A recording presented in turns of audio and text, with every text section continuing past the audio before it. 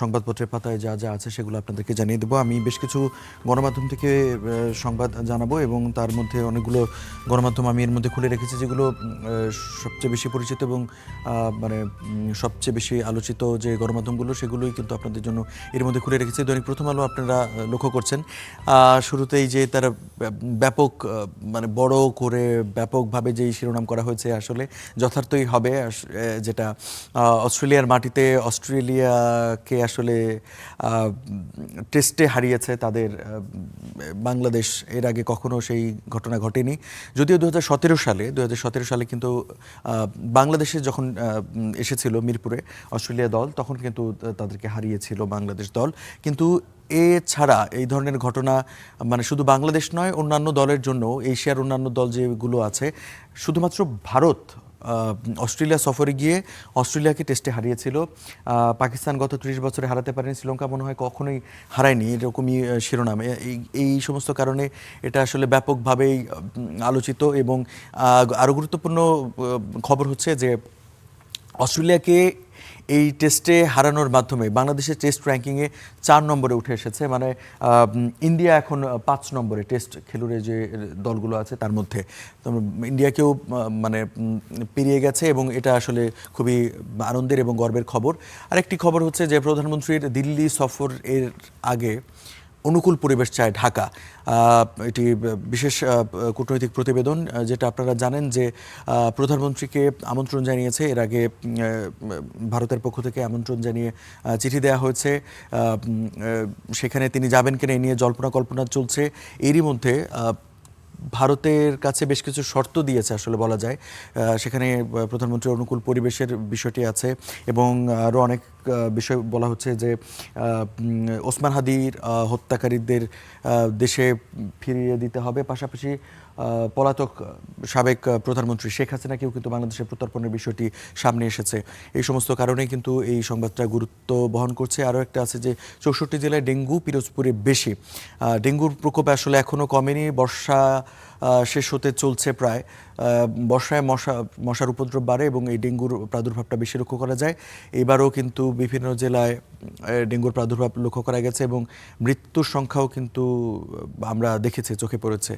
আর আরেকটি প্রতিবেদন রয়েছে বিএনপি কি সরকারে মিশে যাচ্ছে, একটি রাজনৈতিক বিশেষ প্রতিবেদন। কারণ হচ্ছে আজকে সরকারের 6 মাস পূর্ণ হতে চললো এবং এ নিয়ে বিশেষ প্রতিবেদন করেছে দৈনিক প্রথম আলো এবং প্রথম পাতাতেই কিন্তু সেই সংবাদটা কিন্তু শোভা পাচ্ছে। আর কারখানার উৎপাদনে ফিরছে, তবে সংকট পুরো কাটেনি। আপনারা জানেন যে গ্যাস সংকট তৈরি হয়েছে গত 21 জুলাইয়ের পর থেকে গ্যাস সংকট লক্ষ্য করা যাচ্ছিল এবং পরবর্তীতে এখন পর্যন্ত প্রায় একই চিত্র ছিল। শুধু গতকালকে বেশ কিছু জায়গায় গ্যাসের চাপ বেড়েছে এবং সেইখানে বিভিন্ন কারখানাগুলো উৎপাদনে যাবার চেষ্টা করছে, কিন্তু তারপরেও তারা পুরোদমে যেতে পারছে না। সেখানে তাদের যে সক্ষমতা বা তাদের যে চাহিদা সেই অনুযায়ী তারা গ্যাস পাচ্ছে না, বিধায় এই চিত্রটা লক্ষ্য করা যাচ্ছে। এটা নিয়ে প্রতিবেদন মানে প্রথম পাতায় রয়েছে। আর দীর্ঘ অপেক্ষার পর অবসরের টাকা পাচ্ছেন শিক্ষকেরা, এটা একটা বিশেষ প্রতিবেদন। স্টার নিউজে প্রতিবেদন প্রকাশ হয়েছিল, শিক্ষকরা টাকা পাচ্ছেন না, মানে অবসর ভাতা পাচ্ছেন না শিক্ষকরা, এরকম শিরোনাম করে প্রতিবেদন করা হয়েছিল। তারপর কিন্তু বিএনপি সরকারের পক্ষ থেকে সেটাকে আমলে নিয়ে খুব দ্রুত সিদ্ধান্ত নিয়ে এই শিক্ষকদের তাদের অবসরকালীন ভাতার টাকা দেওয়া হচ্ছে। সেই সংবাদটা আসলে দৈনিক প্রথম আলোতে দেখা যাচ্ছে, এটা স্টার নিউজের বিশেষ অর্জন বলাই যায়। আর অস্ট্রেলিয়ার শোক, বাংলাদেশের আনন্দ, সেটা শুরুতেই তো জানিয়ে দিচ্ছিলাম, এটা শিরোনাম। দৈনিক আমার দেশের পাতায় কী শোভা পাচ্ছে সেটা একটু আপনাদেরকে দেখাতে চাই। আপনারা যেই শুরুতেই যে সংবাদটা দিচ্ছিলাম আসলে সবাই সেটাকে লিড করেছে। অস্ট্রেলিয়ার মাটিতে আসলে ঐতিহাসিক জয় বাংলাদেশের, এটা গুরুত্ব দিয়েছে। পাশাপাশি পররাষ্ট্র মন্ত্রণালয়ের ব্রিফিং যেটা ছিল, অনুকূল পরিবেশ সৃষ্টি ছাড়া ভারতে যাবেন না তারেক রহমান, এইটাও কিন্তু দৈনিক প্রথম আলোতে কিন্তু আমরা লক্ষ্য করেছি। মূলত ভারত সফরের কথা রয়েছে আসলে প্রধানমন্ত্রীর এবং সেখানে তাকে আমন্ত্রণ জানানো হয়েছে। তিনি যাবেন কি যাবেন না, অনেক সময়ই বলা হচ্ছিল যে বাংলাদেশের যে বাজারাই সরকারে আসে তারা শুরুতে সফর করে ভারতে। এবার কিন্তু সেটা হয়নি। মালয়েশিয়া সফর করেছেন প্রধানমন্ত্রী তারেক রহমান, চীন সফর করেছেন প্রধানমন্ত্রী তারেক রহমান, কিন্তু ভারতে তিনি যাননি এবং ভারত ব্যাপকভাবে হয়তোবা চাইছে সেটা শুরু করার, যেই কারণে বাংলাদেশে যে ভারতের যিনি প্রতিনিধি রয়েছেন তার মাধ্যমে একাধিকবার সেই চেষ্টা চালানো হচ্ছে, আমন্ত্রণ জানানো হয়েছে। তো বেশ কিছু শর্ত রয়েছে, সেই অনুকূল পরিবেশ পেলে নিশ্চয়ই তারেক রহমান ভারত সফর করবেন। তিনি যে করবেন না তেমনটা নয়।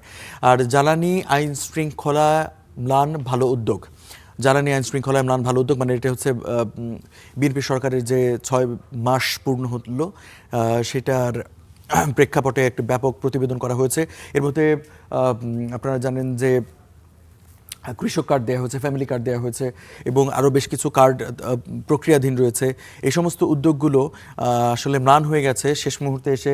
জ্বালানি সংকট যেটি তৈরি হয়েছে, গ্যাসের সংকট তৈরি হয়েছে, বিদ্যুতের সংকট তৈরি হয়েছে, এটা এই অর্জনটাকে ম্লান করে দিচ্ছে বলে শিরোনাম করেছে লাল কালিতে শিরোনাম। আপনারা সেটা লক্ষ্য করছেন। আইন শৃঙ্খলায় ভালো পরিস্থিতিরও ইঙ্গিত করা হয়েছে।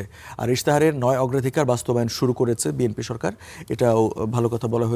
আর আমার দেশ পত্রিকার পাতায় শিরোনাম বা প্রথম পাতায় যা আছে আপনাদেরকে দেখাবার চেষ্টা করলাম।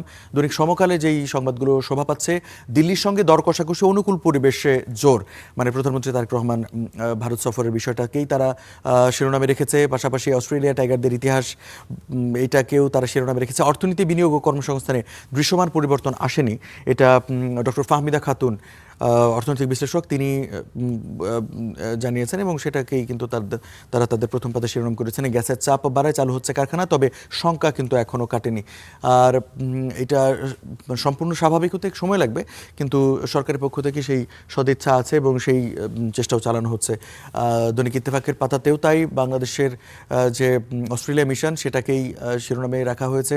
নজিরবিহীন জয়কে বিশ্বকে চমকে দিল টাইগাররা, এটা শিরোনামে রাখা হয়েছে। পাশাপাশি অর্জন, বড় চ্যালেঞ্জ, জ্বালানি ও অর্থনীতি, মানে বিএনপি সরকারের যে 180 দিন পূর্ণ হচ্ছে সেটাকে নিয়ে শিরোনাম করেছে। গতকালকে প্রধানমন্ত্রীর কিশোরগঞ্জ সফর ছিল, সেইটাকে কিন্তু তারা তাদের প্রথম পাতায় ঠাঁই দিয়েছে দৈনিক ইত্তেফাক। যুগান্তরে যদি চোখ বুলাই, যুগান্তরের প্রথম পাতায় যেই শিরোনামটা রয়েছে অস্ট্রেলিয়ায় বাংলাদেশের অবিস্মরণীয় অর্জন সেটা। আর পাকুন্দিয়া জনসভায় প্রধানমন্ত্রী বলেছেন দেশকে কল্যাণমূলক রাষ্ট্র হিসেবে প্রতিষ্ঠা করতে চায়। কিশোরগঞ্জে সফর করেছেন, একাধিক জায়গায় পথসভা করেছেন, সেই সংবাদটা কিন্তু গুরুত্ব পাচ্ছে দ্য নিউ এজের পাতায়। এখানেও কিন্তু অস্ট্রেলিয়ায় বাংলাদেশের যে টেস্টে যে বিরাট জয় সেটাকেই গুরুত্ব দেওয়া হয়েছে এবং প্রধানমন্ত্রী কিশোরগঞ্জ সফরের বিষয়টাও উঠে এসেছে।